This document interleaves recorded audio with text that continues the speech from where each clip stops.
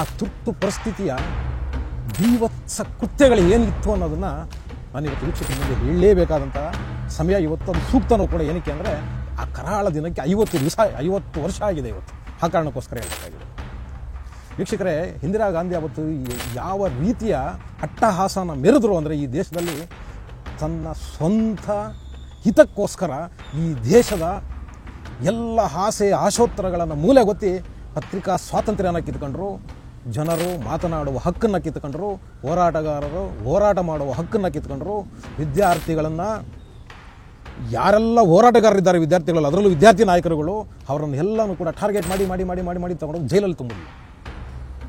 ಇದಿಷ್ಟೇ ಅಲ್ಲ ವೀಕ್ಷಕರೇ, 1975 ಜೂನ್ 24 ಮತ್ತು 25 ಮಧ್ಯೆ ಏನು ಈ ದೇಶದ ಮೇಲೆ ಇಂದಿರಾ ಗಾಂಧಿಯವರು ಎಮರ್ಜೆನ್ಸಿನ ಹೇರಿದ್ರಲ್ವ, ಅವತ್ತಿನ ರಾತ್ರಿ ಪತ್ರಿಕೆಗಳು ಬರಲಿಲ್ಲ. ಅವತ್ತು ರಾತ್ರಿ ಪತ್ರಿಕೆಗಳು ಪ್ರಿಂಟ್ ಆಗಲಿಲ್ಲ. ಪ್ರಿಂಟ್ ಆಗಿರೋ ಎಷ್ಟೋ ಪತ್ರಿಕೆಗಳನ್ನು ಕಾಂಗ್ರೆಸ್ನ ಆಗಿನ ಕಾರ್ಯಕರ್ತರು, ಗೂಂಡಾಗಳು ಪತ್ರಿಕಾ ಕಚೇರಿಗಳ ಮೇಲೆ ದಾಳಿ ಮಾಡಿ ಪ್ರಿಂಟ್ ಆಗಿರೋ ಪತ್ರಿಕೆಗಳನ್ನ ತಂದು ಸುಟ್ಟಾಕಿದ್ದಾರೆ, ಹರಿದಾಕಿದ್ದಾರೆ, ಮತ್ತು ಕರೆಂಟನ್ನು ತೆಗೆದಿದ್ದಾರೆ. ಪತ್ರಿಕೆಗಳು ಪ್ರಿಂಟ್ ಆಗಿಲ್ಲ. ಏನಕ್ಕೆ ಇದು ಮಾಡಿದ್ರು ಅಂದರೆ, ಇಂದಿರಾ ಗಾಂಧಿ ಮಾಡಿದ ಒಂದು ನೀಚ ಕೆಲಸನ ಸಾರ್ವಜನಿಕರಿಗೆ ಗೊತ್ತಾಗಬಾರ್ದು ಅನ್ನೋ ಕಾರಣಕ್ಕೋಸ್ಕರ ಇಂದಿರಾ ಗಾಂಧಿ ಈ ಕೆಲಸನ ಮಾಡಿಸಿದ್ರು. ಸಂವಿಧಾನದ ಬಗ್ಗೆ ಮಾತಾಡ್ತಾರೆ ಇವತ್ತು. ಸಂವಿಧಾನದ ರಕ್ಷಕರು ಅಂತ ಮಾತಾಡ್ತಾರೆ ಈ ಕಾಂಗ್ರೆಸ್ನವರು, ಲಜ್ಜಗೇಡಿಗಳು. ಏನು ಮಾಡ್ತೀರಿ? ಇಂಥ ಒಂದು ಹೇಯ ಕೃತ್ಯನ ಪತ್ರಿಕೆಗಳ ಮೇಲೆ ಮಾಡಿದ್ರು, ಪತ್ರಕರ್ತರನ್ನ ಬಂಧಿಸಿ ಜೈಲಲ್ಲಿ ಇಟ್ಟರು. ಇಂಥ ಒಂದು ಕಾಂಗ್ರೆಸ್ ಪಕ್ಷದವರು ಇವತ್ತು ಹೇಳ್ತಾರೆ, BJP ಸರ್ಕಾರ ಸಂವಿಧಾನನ ಬದಲಾಯಿಸಿಬಿಡುತ್ತೆ, ಸಂವಿಧಾನಗಳಿಗೆ ತಿದ್ದುಪಡಿ ತಂದುಬಿಡುತ್ತೆ, ಏನು ದಲಿತರಿಗೆ ಅಲ್ಪಸಂಖ್ಯಾತರಿಗೆ ಅನ್ಯಾಯ ಮಾಡಿಬಿಡ್ತಾರೆ ಅಂತ ಹೇಳಿ ಇವತ್ತು ಒಂದು ಸುಳ್ಳು ಪ್ರಚಾರನ ಇಡೀ ದೇಶಾದ್ಯಂತ, ಅದರಲ್ಲೂ ವಿಶೇಷವಾಗಿ ಲಾಸ್ಟ್ ಇಯರ್ ಎಲೆಕ್ಷನ್ ಆಯ್ತಲ್ವ, 2024 ಲೋಕಸಭೆ ಎಲೆಕ್ಷನ್ ಆಯ್ತಲ್ವ, ಈ ವಿಚಾರನ ಸಂವಿಧಾನದ ಬದಲಾವಣೆ ಮಾಡಿಬಿಡುತ್ತೆ BJP ಬಂದರೆ ಅನ್ನೋ ಒಂದು ವಿಚಾರನ ಯುವಕರಲ್ಲಿ ವಿಶೇಷವಾಗಿ ಬಿತ್ತಿ ತನ್ನ ರಾಜಕೀಯ ಬೇಳೆಯನ್ನು ಬೇಯಿಸ್ಕೊಳ್ಳುವಂಥ ಒಂದು ಪ್ರಯತ್ನನ ಮಾಡಿದ್ರು. ಅಂದರೆ ಇದರ ಅರ್ಥ, ಇವರ ಸರ್ಕಾರಕ್ಕೆ ಮುಜುಗರ ಆಗುವಂತಹ ಯಾವುದೇ ವಿಚಾರಗಳನ್ನು ಯಾರೂ ಕೂಡ ಜನಮಾನಸದಲ್ಲಿ ಮಾತಾಡಬಾರ್ದು. ಇದರ ಮುಖಾಂತರ ಜನರ ಮಾತನಾಡುವ ಹಕ್ಕನ್ನ ಈ ಸರ್ಕಾರ ಕಿಸ್ಕೊಳ್ತಾ ಇದೆ. ಇಂದಿರಾ ಗಾಂಧಿಯವರು ಮಾಡಿದ್ದು ಇದನ್ನೇ, ನಾನು ಇದನ್ನೇ ಹೇಳಿದ್ದು. ಪತ್ರಿಕಾ ಸ್ವಾತಂತ್ರ್ಯನ ಇಂದಿರಾ ಗಾಂಧಿಯವರು ಎಮರ್ಜೆನ್ಸಿ ಏರಿ ದೇಶದ ಮೇಲೆ 1975 ಹೆಂಗೆ ಜನರನ್ನ ಮಾತುಗಳನ್ನು ಅಡಗಿಸಿದ್ರು, ಅದೇ ರೀತಿ ಇವತ್ತು ಕರ್ನಾಟಕ ಕಾಂಗ್ರೆಸ್ ಸರ್ಕಾರ, ಸಿದ್ದರಾಮಯ್ಯನವ್ರ ಸರ್ಕಾರ ಇವತ್ತು ಜನರ ವಾಯ್ಸನ್ನು ಇವತ್ತು ಕೊಲ್ಲೋದಕ್ಕೆ ಹೊರಟಿದೆ ಈ ಸರ್ಕಾರ. ಅದಕ್ಕೋಸ್ಕರ ನಾನು ಜನರಲ್ಲಿ ಕಳಕಳಿಯ ಮನವಿ, ಈ ಒಂದು ಕಾಯ್ದೆನ ಬರದೇ ಇರೋ ಹಾಗೆ ಜನರು ಎಚ್ಚೆತ್ತುಕೊಳ್ಬೇಕು. ಇದ್ರ ಬಗ್ಗೆ ಎಲ್ಲರೂ ಕೂಡ ತಮ್ಮ ಧ್ವನಿಯನ್ನು, ನಿಮಗೆ ಎಲ್ಲಿ ಅವಕಾಶಗಳು ಸಿಗುತ್ತೆ, ನಿಮಗೆ ಎಲ್ಲಿ ವೇದಿಕೆ ಸಿಗುತ್ತೆ ಅಂಥ ಕಡೆ ದಯವಿಟ್ಟು ಮಾತಾಡಿ, ನಿಮ್ಮ ವಾಯ್ಸನ್ನು ರೈಸ್ ಮಾಡಿ. ಇಲ್ಲಾಂದರೆ ಈ ಭ್ರಷ್ಟರು, ಇವರು ಭ್ರಷ್ಟಾಚಾರನ ಜನರು ಮಾತಾಡಿಲ್ಲ ಅಂದರೆ ಇವರು ಇನ್ನೂ ಹೆಚ್ಚಿಗೆ ಮಾಡ್ತಾರೆ. ರಾಜ್ಯದಲ್ಲಿ ಅಭಿವೃದ್ಧಿ ಶೂನ್ಯ ಆಗುತ್ತೆ. ಈಗಾಗಲೇ ಏನೂ ಅಭಿವೃದ್ಧಿ ಇಲ್ಲ. ಆ ಕಾರಣಕ್ಕೋಸ್ಕರ ಹೇಳ್ತಾ ಇದ್ದೀನಿ, ದಯವಿಟ್ಟು ಜನ ಇದನ್ನು ಎಚ್ಚೆತ್ತುಕೊಳ್ಬೇಕು. TV ವಿಕ್ರಮದ ಪ್ರೀತಿಯ ನೋಡುಗರಿಗೆ ಟ್ಯಾಕ್ಸಿವಾಲಾ ಕಾರ್ಯಕ್ರಮಕ್ಕೆ ಸ್ವಾಗತ. ನಾನು ನಿಮ್ಮ ನರಸಿಂಹಮೂರ್ತಿ. ತುರ್ತು ಪರಿಸ್ಥಿತಿಯ ಕರಾಳ ದಿನಕ್ಕೆ 50 ವರ್ಷ. ಅಧಿಕಾರದ ದುರ್ಬಳಕೆ, ಸರ್ವಾಧಿಕಾರ, ಪತ್ರಿಕಾ ಸ್ವಾತಂತ್ರ್ಯದ ಕಗ್ಗೊಲೆ, ನ್ಯಾಯಾಂಗದ ಮೇಲಿನ ದೌರ್ಜನ್ಯ ಹಾಗೂ ಮಾನವ ಹಕ್ಕುಗಳ ತುಳಿತದಂತಹ ಹೇಯ ಕೃತ್ಯಗಳನ್ನು ಕಂಡ ಆ ಕರಾಳ ದಿನಗಳ ಸಂಕ್ಷಿಪ್ತ ವಿಶ್ಲೇಷಣೆ ಈ ದಿನ ಪ್ರಸ್ತುತ ಎಂದು ನನಗನಿಸುತ್ತದೆ. ಜನತಂತ್ರ ವ್ಯವಸ್ಥೆಯ ಕತ್ತು ಇಸಿಗಿ ಸರ್ವಾಧಿಕಾರ ಸ್ಥಾಪಿಸಲು ನಡೆಸಿದ 22 ತಿಂಗಳ ಪ್ರಯತ್ನವನ್ನು ಮತ್ತೆ ಮತ್ತೆ ನೆನಪಿಸಿಕೊಳ್ಳುವ ಮೂಲಕ ಈಗಿನ ಪೀಳಿಗೆಗೆ ಸಂವಿಧಾನ ಹಾಗೂ ಪ್ರಜಾಪ್ರಭುತ್ವದ ಆಶಯಗಳನ್ನು ತಿಳಿಸ್ಕೊಡ್ಬೇಕು ಅನ್ನೋದು ಇವತ್ತಿನ ವಿಚಾರ. ಇವತ್ತು ಅದು ಸೂಕ್ತನೂ ಕೂಡ. ವೀಕ್ಷಕರೇ, 1975 ಇಂದಿರಾ ಗಾಂಧಿ ಅವರ ಕಾಂಗ್ರೆಸ್ ನೇತೃತ್ವದ ಕೇಂದ್ರ ಸರ್ಕಾರ ಈ ದೇಶದ ಮೇಲೆ ಸಂವಿಧಾನವನ್ನು ಅಮಾನತ್ತು ಮಾಡಿ ತುರ್ತು ಪರಿಸ್ಥಿತಿಯನ್ನು ಹೇರಿ ಮಾಡದಂತಹ ಹೇಯ ಕೃತ್ಯಗಳು, ಅದರ ವಿವತ್ಸತೆ ಹೇಗಿತ್ತು ಅನ್ನೋದನ್ನು ನಾನು ಒಂದು ಸಂಕ್ಷಿಪ್ತವಾಗಿ ನಿಮ್ಮ ಮುಂದೆ ಇಡಿಯೋ ಒಂದು ಪ್ರಯತ್ನ ಮಾಡ್ತೀನಿ. ಅವತ್ತಿನ ಪರಿಸ್ಥಿತಿ ಹೇಗಿತ್ತು ಅಂದರೆ, ಇಂದಿರಾ ಗಾಂಧಿಯವರು ದೇಶದ ಮೇಲೆ ಎಮರ್ಜೆನ್ಸಿನ ಹಾಕಿ ದೇಶದ ಎಲ್ಲ ಹೋರಾಟಗಾರರನ್ನು, ವಿರೋಧ ಪಕ್ಷಗಳನ್ನ, ವಿದ್ಯಾರ್ಥಿಗಳನ್ನ, ಬೇರೆ ಬೇರೆ ಬೇರೆ ಬೇರೆ ಸಂಘಟನೆಗಳ ಮುಖಂಡರುಗಳನ್ನು ಎಲ್ಲರನ್ನೂ ಕೂಡ, ಮತ್ತು ಸಾಮಾನ್ಯ ಜನರನ್ನು ಕೂಡ ಇಂದಿರಾ ಗಾಂಧಿಯವರು ಎಮರ್ಜೆನ್ಸಿ ಹೆಸರಲ್ಲಿ ಜೈಲಿಗೆ ತಳ್ಳಿ ತನ್ನ ರಾಜಕೀಯ ಅಸ್ತಿತ್ವವನ್ನು ಉಳಿಸಿಕೊಳ್ಳುವಂಥ ಒಂದು ಪ್ರಯತ್ನನ ಮಾಡಿದ್ರು. ಆ ತುರ್ತು ಪರಿಸ್ಥಿತಿಯ ಬೀಭತ್ಸ ಕೃತ್ಯಗಳು ಏನಿತ್ತು ಅನ್ನೋದನ್ನು ನಾನಿವತ್ತು ವೀಕ್ಷಕರ ಮುಂದೆ ಹೇಳಲೇಬೇಕಾದಂಥ ಸಮಯ ಇವತ್ತು. ಅದು ಸೂಕ್ತನೂ ಕೂಡ. ಏನಕ್ಕೆ ಅಂದರೆ ಆ ಕರಾಳ ದಿನಕ್ಕೆ 50 ವರ್ಷ ಆಗಿದೆ ಇವತ್ತು. ಆ ಕಾರಣಕ್ಕೋಸ್ಕರ ಹೇಳಬೇಕಾಗಿದೆ. ವೀಕ್ಷಕರೇ, ಇಂದಿರಾ ಗಾಂಧಿ ಅವತ್ತು ಯಾವ ರೀತಿಯ ಅಟ್ಟಹಾಸನ ಮೆರೆದರು ಅಂದರೆ, ಈ ದೇಶದಲ್ಲಿ ತನ್ನ ಸ್ವಂತ ಹಿತಕ್ಕೋಸ್ಕರ ಈ ದೇಶದ ಎಲ್ಲ ಆಸೆ ಆಶೋತ್ತರಗಳನ್ನು ಮೂಲೆಗೊತ್ತಿ ಪತ್ರಿಕಾ ಸ್ವಾತಂತ್ರ್ಯನ ಕಿತ್ಕೊಂಡ್ರು, ಜನರು ಮಾತನಾಡುವ ಹಕ್ಕನ್ನು ಕಿತ್ಕೊಂಡ್ರು, ಹೋರಾಟಗಾರರು ಹೋರಾಟ ಮಾಡುವ ಹಕ್ಕನ್ನು ಕಿತ್ಕೊಂಡ್ರು, ವಿದ್ಯಾರ್ಥಿಗಳನ್ನು ಯಾರೆಲ್ಲ ಹೋರಾಟಗಾರರಿದ್ದಾರೆ ವಿದ್ಯಾರ್ಥಿಗಳಲ್ಲಿ, ಅದರಲ್ಲೂ ವಿದ್ಯಾರ್ಥಿ ನಾಯಕರುಗಳು, ಅವರನ್ನು ಎಲ್ಲನೂ ಕೂಡ ಟಾರ್ಗೆಟ್ ಮಾಡಿ ಮಾಡಿ ಮಾಡಿ ಮಾಡಿ ಮಾಡಿ ತಗೊಂಡೋಗಿ ಜೈಲಲ್ಲಿ ತುಂಬಿದ್ಲು. ಇದಿಷ್ಟೇ ಅಲ್ಲ ವೀಕ್ಷಕರೇ, 1975 ಜೂನ್ 24 ಮತ್ತು 25 ಮಧ್ಯೆ ಏನು ಈ ದೇಶದ ಮೇಲೆ ಇಂದಿರಾ ಗಾಂಧಿಯವರು ಎಮರ್ಜೆನ್ಸಿನ ಹೇರಿದ್ರಲ್ವ, ಅವತ್ತಿನ ರಾತ್ರಿ ಪತ್ರಿಕೆಗಳು ಬರಲಿಲ್ಲ. ಅವತ್ತು ರಾತ್ರಿ ಪತ್ರಿಕೆಗಳು ಪ್ರಿಂಟ್ ಆಗಲಿಲ್ಲ. ಪ್ರಿಂಟ್ ಆಗಿರೋ ಎಷ್ಟೋ ಪತ್ರಿಕೆಗಳನ್ನು ಕಾಂಗ್ರೆಸ್ನ ಆಗಿನ ಕಾರ್ಯಕರ್ತರು, ಗೂಂಡಾಗಳು ಪತ್ರಿಕಾ ಕಚೇರಿಗಳ ಮೇಲೆ ದಾಳಿ ಮಾಡಿ ಪ್ರಿಂಟ್ ಆಗಿರೋ ಪತ್ರಿಕೆಗಳನ್ನ ತಂದು ಸುಟ್ಟಾಕಿದ್ದಾರೆ, ಹರಿದಾಕಿದ್ದಾರೆ, ಮತ್ತು ಕರೆಂಟನ್ನು ತೆಗೆದಿದ್ದಾರೆ. ಪತ್ರಿಕೆಗಳು ಪ್ರಿಂಟ್ ಆಗಿಲ್ಲ. ಏನಕ್ಕೆ ಇದು ಮಾಡಿದ್ರು ಅಂದರೆ, ಇಂದಿರಾ ಗಾಂಧಿ ಮಾಡಿದ ಒಂದು ನೀಚ ಕೆಲಸನ ಸಾರ್ವಜನಿಕರಿಗೆ ಗೊತ್ತಾಗಬಾರ್ದು ಅನ್ನೋ ಕಾರಣಕ್ಕೋಸ್ಕರ ಇಂದಿರಾ ಗಾಂಧಿ ಈ ಕೆಲಸನ ಮಾಡಿಸಿದ್ರು. ಸಂವಿಧಾನದ ಬಗ್ಗೆ ಮಾತಾಡ್ತಾರೆ ಇವತ್ತು. ಸಂವಿಧಾನದ ರಕ್ಷಕರು ಅಂತ ಮಾತಾಡ್ತಾರೆ ಈ ಕಾಂಗ್ರೆಸ್ನವರು, ಲಜ್ಜಿಗೇಡಿಗಳು. ಏನು ಮಾಡ್ತೀರಿ? ಇಂಥ ಒಂದು ಹೇಯ ಕೃತ್ಯನ ಪತ್ರಿಕೆಗಳ ಮೇಲೆ ಮಾಡಿದ್ರು. ಪತ್ರಕರ್ತರನ್ನ ಬಂಧಿಸಿ ಜೈಲಲ್ಲಿ ಇಟ್ಟರು. ಪತ್ರಿಕಾ ಸ್ವಾತಂತ್ರ್ಯನ ಕಿತ್ಕೊಂಡ್ರು. ಆದರೆ ಮುಂದೆ ಬಂದ ಸರ್ಕಾರಗಳು ಪತ್ರಿಕೋದ್ಯಮನೂ ಕೂಡ ಈ ದೇಶದ 4ನೇ ಅಂಗ ಅಂತ ಘೋಷಣೆ ಮಾಡಿತ್ತು. ಅವತ್ತು ದೇಶದ ಇಡೀ ಪತ್ರಕರ್ತರನ್ನು ಜೈಲಿನಲ್ಲಿ ಇಟ್ಟು ಪತ್ರಿಕೋದ್ಯಮದ ಮೇಲೆ ದಾಳಿನ ಮಾಡಿಸಿ ತನ್ನ ಬೆಂಬಲಿಗರನ್ನ ಬಿಟ್ಟು ಜನರಿಗೆ ವಿಷಯನೇ ಮುಟ್ಟದೇ ಇರೋ ಥರ ಇಂದಿರಾ ಗಾಂಧಿಯವರು ನೋಡಿಕೊಂಡ್ರು. ಇಷ್ಟಾದಮೇಲೆ ಸುಮ್ಮನೆ ಇದ್ರಾ?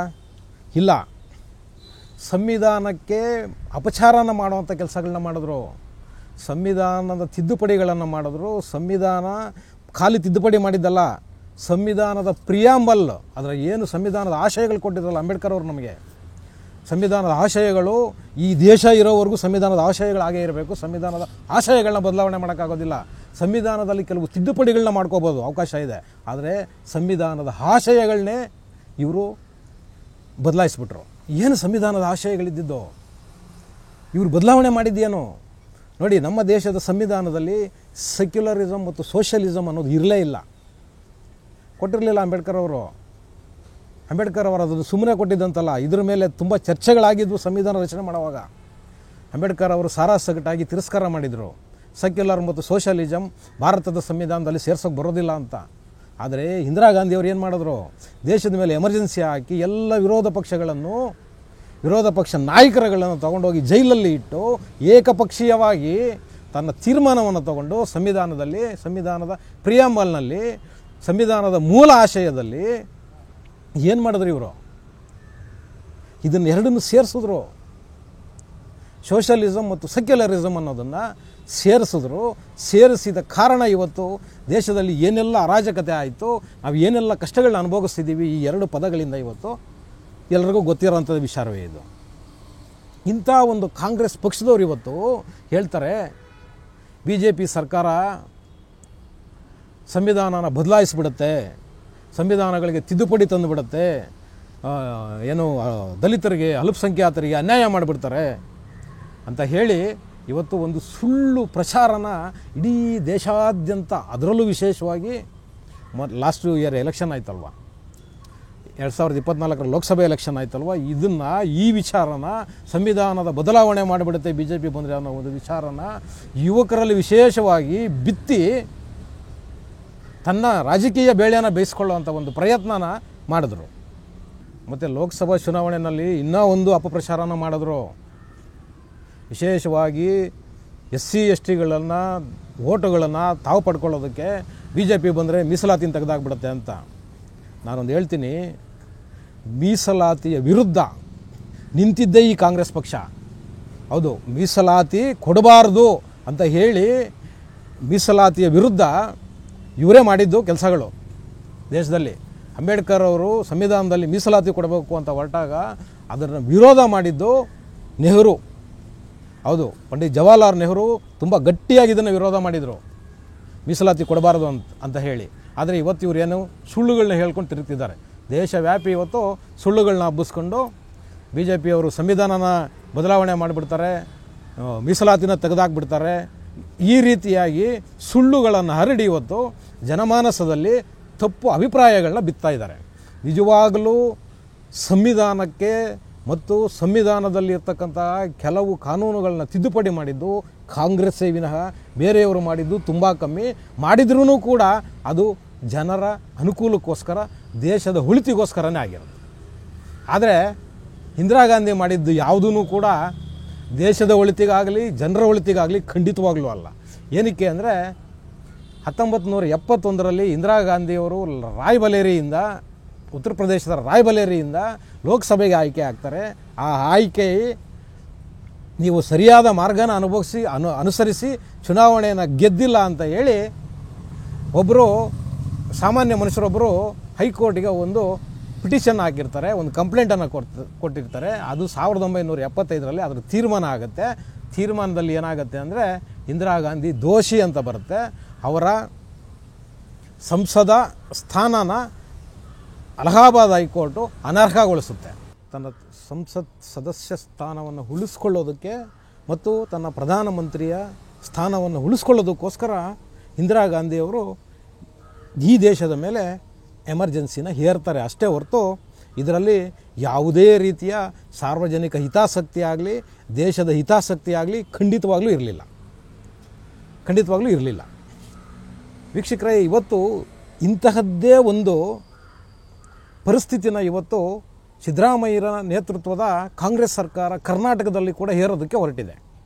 ಹೌದು, ಕರ್ನಾಟಕದಲ್ಲಿ ಬಹುಶಃ ಮುಂದಿನ ಅಧಿವೇಶನದ ನಂತರ ಒಂದು ತುರ್ತು ಪರಿಸ್ಥಿತಿ ಬರಬಹುದು. ನಾವು ನಿರೀಕ್ಷೆ ಮಾಡೋಣ. ಬರುತ್ತಾ ಇಲ್ವಾ ಅನ್ನೋದು ನನಗೂ ಗೊತ್ತಿಲ್ಲ. ಆದರೆ ಒಂದು ತುರ್ತು ಪರಿಸ್ಥಿತಿ ಅಂತ ಒಂದು ಕರಾಳ ಕಾನೂನನ್ನು ತರೋದಕ್ಕೆ ಕರ್ನಾಟಕ ಕಾಂಗ್ರೆಸ್ ಪಕ್ಷ ಇವತ್ತು ಹೊರಟಿದೆ. ಆದರೆ ಏನಪ್ಪ ಅಂದರೆ ನೋಡಿ, ಇವತ್ತು ಕರ್ನಾಟಕ ಕಾಂಗ್ರೆಸ್ ಪಕ್ಷ ಒಂದು ಕಾನೂನನ್ನು ತರಕೊಟ್ಟಿರೋದು ಏನು ಅಂತ ಹೇಳಿದ್ರೆ, ಯಾರು ಸರ್ಕಾರದ ವಿರುದ್ಧ, ಸರ್ಕಾರದ ಭ್ರಷ್ಟಾಚಾರದ ವಿರುದ್ಧ, ಸಿದ್ದರಾಮಯ್ಯನವರ ದುರಾಡಳಿತದ ವಿರುದ್ಧ, ಸಿದ್ದರಾಮಯ್ಯನವರ ಸಚಿವ ಸಂಪುಟದ ಸಚಿವರುಗಳ ಭ್ರಷ್ಟಾಚಾರದ ವಿರುದ್ಧ ಮಾತನಾಡಿದರೆ ಅಂಥವರ ಹೇಳಿಕೆಗಳು ತಪ್ಪು ಹೇಳಿಕೆಗಳಿವೋ, ಅಪಪ್ರಚಾರದ ಹೇಳಿಕೆಗಳು ಅಂತ ಪರಿಗಣಿಸಿ ಕಠಿಣವಾದ ಕ್ರಮಗಳನ್ನ ತಗೊಳ್ತೀವಿ. ಇದು ಏನಾದರೂ ಸಾಬೀತಾದರೆ, ಕೋರ್ಟುಗಳಲ್ಲಿ ಸಾಬೀತು ಮಾಡಿದ್ರೆ 3 ವರ್ಷ ಜೈಲು ಮತ್ತು 10 ಲಕ್ಷ ದಂಡ ವಿಧಿಸುವಂತಹ ಒಂದು ಕಾನೂನನ್ನು ತರ್ತಾ ಇದ್ದಾರೆ. ಇವತ್ತು ಇವರು ಕೊಟ್ಟಿರೋ ಕಾನೂನು ಏನಕ್ಕೆ ಕೊಟ್ಟಿದ್ದಾರೆ ಇವರು ಅಂದರೆ, ನೋಡಿ, ಇವತ್ತು ಸರ್ಕಾರ ಭ್ರಷ್ಟಾಚಾರದ ಕೂಪದಲ್ಲಿ ಮುಳುಗೋಗಿದೆ. ಭ್ರಷ್ಟಾಚಾರ ಬಿಟ್ಟು ಬೇರೆ ಏನನ್ನೂ ಮಾಡ್ತಾ ಇಲ್ಲ ಇವರು. ಇದನ್ನು ಅವರ ಪಕ್ಷದವರೇ, ಅವರ ಸ್ವಪಕ್ಷದವರೇ ಇದನ್ನು ಒಪ್ಕೊಳ್ತಿದ್ದಾರೆ. ಸಚಿವರುಗಳು, ಶಾಸಕರುಗಳು, ಈಗ ಹೊಸದಾಗಿ ಗೆದ್ದು ಬಂದಂಥ ಸಚಿವರುಗಳು, ಶಾಸಕರುಗಳು ಎಲ್ಲರೂ ಮಾತಾಡ್ತಿರೋದು ಇದೇನೆ. ಸರ್ಕಾರ ದುಡ್ಡು ಕೊಡ್ತಿಲ್ಲ, ಅಭಿವೃದ್ಧಿ ಆಗ್ತಿಲ್ಲ, ಈ ಮಾತುಗಳನ್ನು ಅವ್ರದ್ದೇ ಪಕ್ಷದವರು ಹೇಳ್ತಿದ್ದಾರೆ. ಇಂಥ ಒಂದು ಮಾತುಗಳನ್ನು ಸಾರ್ವಜನಿಕವಾಗಿ ಯಾರಾದರೂ ಸೋಷಿಯಲ್ ಮೀಡಿಯಾನ ಉಪಯೋಗಿಸ್ಕೊಂಡು ಮಾತಾಡಿದ್ರೆ ಇದು ಶಿಕ್ಷಾರ್ಹ ಅಪರಾಧ ಆಗುತ್ತೆ. ಯಾವಾಗಿಂದ ಈ ಕಾನೂನು ಬರ್ತಿದೆ ಅಂದರೆ, ಮುಂದಿನ ಅಧಿವೇಶನದಲ್ಲಿ ಈ ಕಾನೂನನ್ನು ನಾವು ಸಚಿವ ಸಂಪುಟದಲ್ಲಿ ಇಟ್ಟು ಇದಕ್ಕೆ ಅನುಮೋದನೆಯನ್ನು ಪಡ್ಕೊತೀವಿ ಅಂತ ಕಾನೂನು ಸಚಿವರು ಹೇಳಿದ್ದಾರೆ ಈಗಾಗಲೇ. ಹಂಗಾಗಿ ಈ ಕಾನೂನು ಬರೋದ್ರಲ್ಲಿದೆ. ಈಗಾಗಲೇ ಏನು ಮಾಡ್ತಿದೆ ಕಾಂಗ್ರೆಸ್ ಸರ್ಕಾರ, ಯಾರು ಹಿಂದೂ ಧರ್ಮದ ಬಗ್ಗೆ ಪ್ರಚಾರ ಮಾಡ್ತಿದ್ದಾರೆ, ಹಿಂದೂ ಹೋರಾಟಗಾರರಿದ್ದಾರೆ, ಹಿಂದೂ ಸಂಘಟನೆಗಳಲ್ಲಿ ಕೆಲಸ ಮಾಡ್ತಿದ್ದಾರೆ, ಯಾರು ಕಾಂಗ್ರೆಸ್ಸನ್ನು ವಿರೋಧ ಮಾಡ್ತಿದ್ದಾರೆ, ಕಾಂಗ್ರೆಸ್ನ ದುರಾಡಳಿತ ಬಗ್ಗೆ ಮಾತಾಡ್ತಿದ್ದಾರೆ, ಕಾಂಗ್ರೆಸ್ಸಿನ ಭ್ರಷ್ಟಾಚಾರದ ಬಗ್ಗೆ ಮಾತಾಡ್ತಿದ್ದಾರೆ, ಸಿದ್ದರಾಮಯ್ಯನವರ ಮೂಢ ಕೇಸುಗಳ ಬಗ್ಗೆ ಮಾತಾಡ್ತಿದ್ದಾರೆ, ಇವರುಗಳ ಮೇಲೆ ಪ್ರತ್ಯಕ್ಷವಾಗಿ ಮತ್ತು ಪರೋಕ್ಷವಾಗಿ ಪೊಲೀಸವರನ್ನು ಛೂ ಬಿಟ್ಟು ಕಿರುಕುಳ ಕೊಡುವಂಥ ಕೆಲಸಗಳನ್ನ ಈಗಾಗಲೇ ಕರ್ನಾಟಕ ಕಾಂಗ್ರೆಸ್ ಸರ್ಕಾರ ಶುರು ಮಾಡಿದೆ. ಈ ಕಾನೂನು ತೊಗೊಂಡು ಬರೋದ್ರ ಮುಖಾಂತರ ಇದನ್ನು ಲೀಗಲೈಸ್ ಮಾಡಿಕೊಂಡು ಜನರ ಧ್ವನಿಯನ್ನು ಅಡಗಿಸೋದಕ್ಕೆ ಈ ಸರ್ಕಾರ ಹೊರಟಿದೆ. ಅಂದರೆ ಇದರ ಅರ್ಥ ಇವರ ಸರ್ಕಾರಕ್ಕೆ ಮುಜುಗರ ಆಗುವಂತಹ ಯಾವುದೇ ವಿಚಾರಗಳನ್ನು ಯಾರೂ ಕೂಡ ಜನಮಾನಸದಲ್ಲಿ ಮಾತಾಡಬಾರ್ದು. ಇದರ ಮುಖಾಂತರ ಜನರ ಮಾತನಾಡುವ ಹಕ್ಕನ್ನು ಈ ಸರ್ಕಾರ ಕಸ್ಕೊಳ್ತಾ ಇದೆ. ಇಂದಿರಾ ಗಾಂಧಿಯವರು ಮಾಡಿದ್ದು ಇದನ್ನೇ, ನಾನು ಇದನ್ನೇ ಹೇಳಿದ್ದು. ಪತ್ರಿಕಾ ಸ್ವಾತಂತ್ರ್ಯನ ಇಂದಿರಾ ಗಾಂಧಿಯವರು ಎಮರ್ಜೆನ್ಸಿ ಏರಿ ದೇಶದ ಮೇಲೆ 1975ರಲ್ಲಿ ಹೆಂಗೆ ಜನರನ್ನ ಮಾತುಗಳನ್ನು ಅಡಗಿಸಿದ್ರು, ಅದೇ ರೀತಿ ಇವತ್ತು ಕರ್ನಾಟಕ ಕಾಂಗ್ರೆಸ್ ಸರ್ಕಾರ, ಸಿದ್ದರಾಮಯ್ಯನವ್ರ ಸರ್ಕಾರ ಇವತ್ತು ಜನರ ವಾಯ್ಸನ್ನು ಇವತ್ತು ಕೊಲ್ಲೋದಕ್ಕೆ ಹೊರಟಿದೆ ಈ ಸರ್ಕಾರ. ಅದಕ್ಕೋಸ್ಕರ ನಾನು ಜನರಲ್ಲಿ ಕಳಕಳಿಯ ಮನವಿ, ಈ ಒಂದು ಕಾಯ್ದೆನ ಬರದೇ ಇರೋ ಹಾಗೆ ಜನರು ಎಚ್ಚೆತ್ತುಕೊಳ್ಬೇಕು. ಇದ್ರ ಬಗ್ಗೆ ಎಲ್ಲರೂ ಕೂಡ ತಮ್ಮ ಧ್ವನಿಯನ್ನು, ನಿಮಗೆ ಎಲ್ಲಿ ಅವಕಾಶಗಳು ಸಿಗುತ್ತೆ, ನಿಮಗೆ ಎಲ್ಲಿ ವೇದಿಕೆ ಸಿಗುತ್ತೆ ಅಂಥ ಕಡೆ ದಯವಿಟ್ಟು ಮಾತಾಡಿ, ನಿಮ್ಮ ವಾಯ್ಸನ್ನು ರೈಸ್ ಮಾಡಿ. ಇಲ್ಲ ಅಂದರೆ ಈ ಭ್ರಷ್ಟರು, ಇವರು ಭ್ರಷ್ಟಾಚಾರನ ಜನರು ಮಾತಾಡಿಲ್ಲ ಅಂದರೆ ಇವರು ಇನ್ನೂ ಹೆಚ್ಚಿಗೆ ಮಾಡ್ತಾರೆ. ರಾಜ್ಯದಲ್ಲಿ ಅಭಿವೃದ್ಧಿ ಶೂನ್ಯ ಆಗುತ್ತೆ. ಈಗಾಗಲೇ ಏನೂ ಅಭಿವೃದ್ಧಿ ಇಲ್ಲ. ಆ ಕಾರಣಕ್ಕೋಸ್ಕರ ಹೇಳ್ತಾ ಇದ್ದೀನಿ, ದಯವಿಟ್ಟು ಜನ ಇದನ್ನು ಎಚ್ಚೆತ್ತುಕೊಳ್ಬೇಕು. ಸಿದ್ದರಾಮಯ್ಯನವರು ಏನು ಒಂದು ತುರ್ತು ಪರಿಸ್ಥಿತಿನ ಕರ್ನಾಟಕದ ಮೇಲೆ ಕೊಟ್ಟಿದ್ದಾರೆ, ಇದನ್ನು ತಡಿಬೇಕು. ಅದರ ಜೊತೆಗೆ ದೇಶದಲ್ಲಿ ಇನ್ನೆಂದೂ ಕೂಡ ಇಂತಹ ಒಂದು ತುರ್ತು ಪರಿಸ್ಥಿತಿಯಂತಹ ಒಂದು ಸ್ಥಿತಿ ನಿರ್ಮಾಣ ಆಗದೇ ಇರಲಿ ಅನ್ನೋ ಒಂದು ಆಶಯದೊಂದಿಗೆ ನಾನು ಇವತ್ತು ಟ್ಯಾಕ್ಸಿವಾಲಾ ಕಾರ್ಯಕ್ರಮನ ಮುಗಿಸ್ತಾ ಇದ್ದೀನಿ. ಶೇರ್ ಮಾಡಿ, ಸಬ್ಸ್ಕ್ರೈಬ್ ಮಾಡಿ, ಲೈಕ್ ಮಾಡಿ, ಹೆಚ್ಚೆಚ್ಚು ಕಾಮೆಂಟ್ ಮಾಡೋದರ ಮುಖಾಂತರ ನಮ್ಮನ್ನು ಪ್ರೋತ್ಸಾಹಿಸ್ತೀರಿ. ಟಿವಿ ವಿಕ್ರಮ, ದೇಶ ನಿಮ್ಮ ಕೈಯಲ್ಲಿ. ಈ ಕಾರ್ಯಕ್ರಮ ನಿಮಗೆ ಇಷ್ಟ ಆಗಿದ್ದಲ್ಲಿ ಲೈಕ್, ಶೇರ್ ಹಾಗೂ ಕಮೆಂಟ್ ಮಾಡಿ. ಟಿವಿ ವಿಕ್ರಮದ ಕಾರ್ಯಕ್ರಮಗಳನ್ನು ನಿರಂತರವಾಗಿ ವೀಕ್ಷಿಸಲು ಸಬ್ಸ್ಕ್ರೈಬ್ ಮಾಡಿ, ಬೆಲ್ ಐಕನ್ ಒತ್ತಿ.